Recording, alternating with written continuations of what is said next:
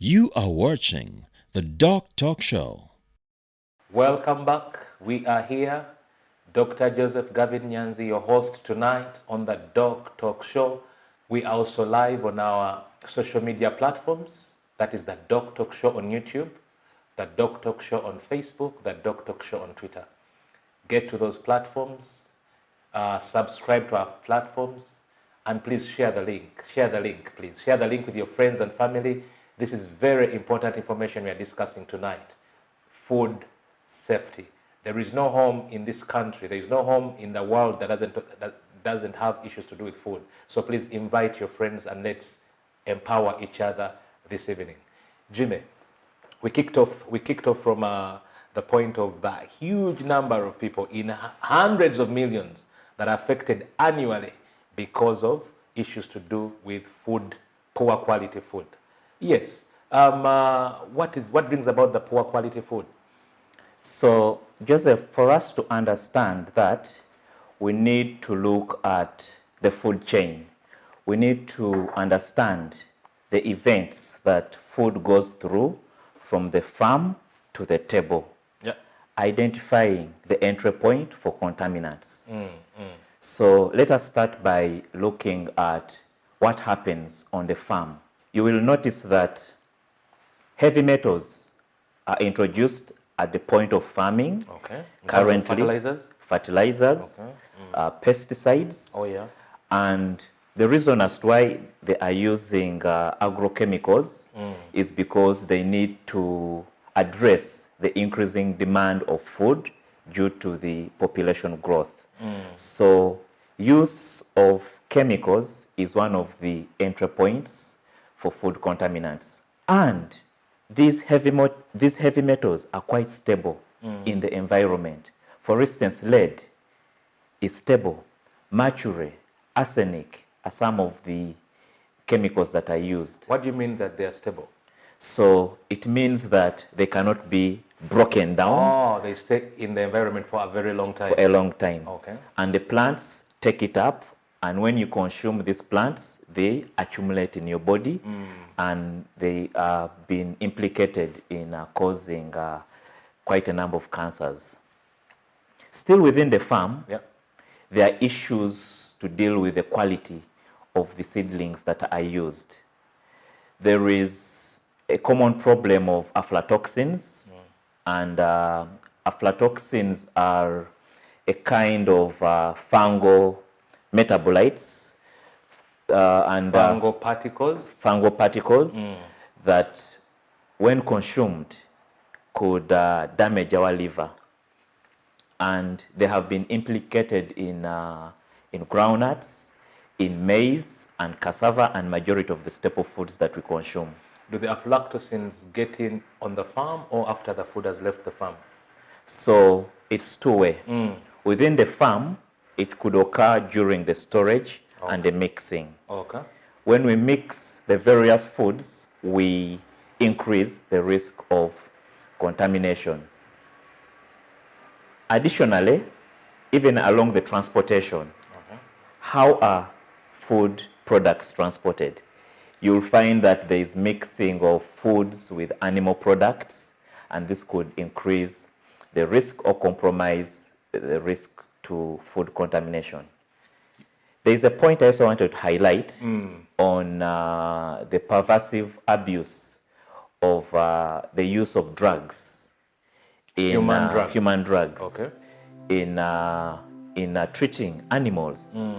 And I've had like ARVs being used in piggeries. I've had like human antibiotics being used on cattle, on chicken, something like that. Oh yes, yes, and all this contributes to the complexities of the burden of the problem that we're seeing.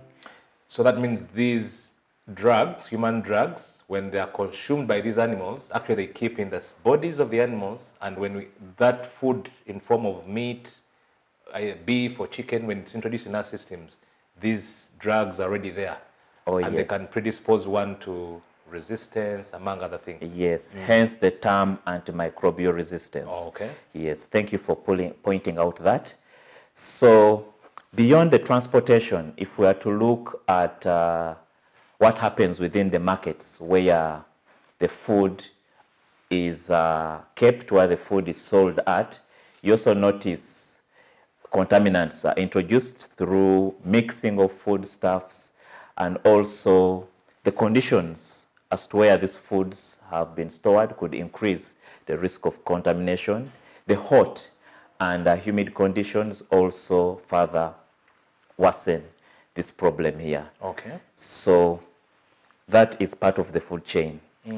However, towards the end of the food chain, and that is at the consumer stage or step, you will notice our homes. Now that is within our homes. Okay. There are issues to deal with hygiene that increase the risk of the foodborne illnesses. For instance, mixing raw meat with vegetables could increase the risk of some of these diarrheal diseases. You've heard of these pathogens called salmonella. They are introduced during mixing of foodstuffs. And this has now implications for control measures on how best to mitigate the risk at various stages across the food chain. Okay. So you don't encourage mixing meats with vegetables?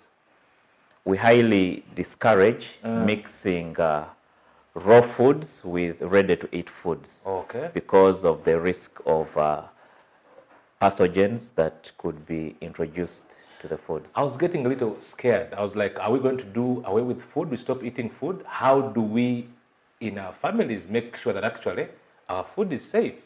You talked about aflatoxins. You've talked about the intoxication from the meat products through the drugs and all that.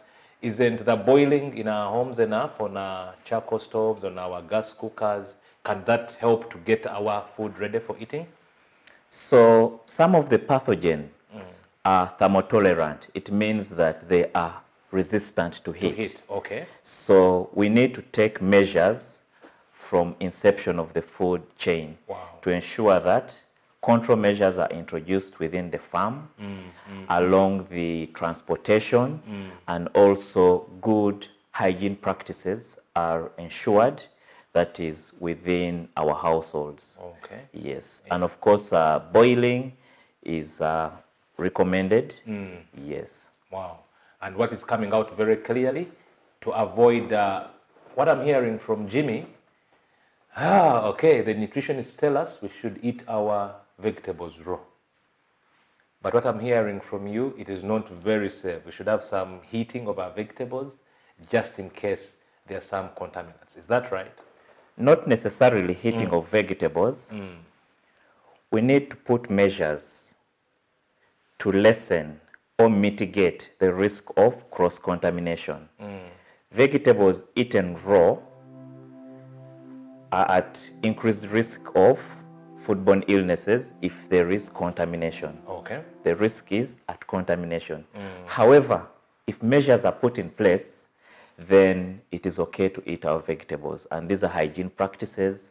These have issues to deal with storage and proper handling of food. Surprising that actually the food we carry from our markets, the food we carry from the grocery shops, could be having a lot of contamination in them, and we are carrying these to our homes. So we need to give extra care the way we keep these foods at home and the way we prepare them to be eaten. And Jimmy is still here with us, and we're going to be discussing more after a short break. Please keep tuned in. You are watching the Doctalk Show.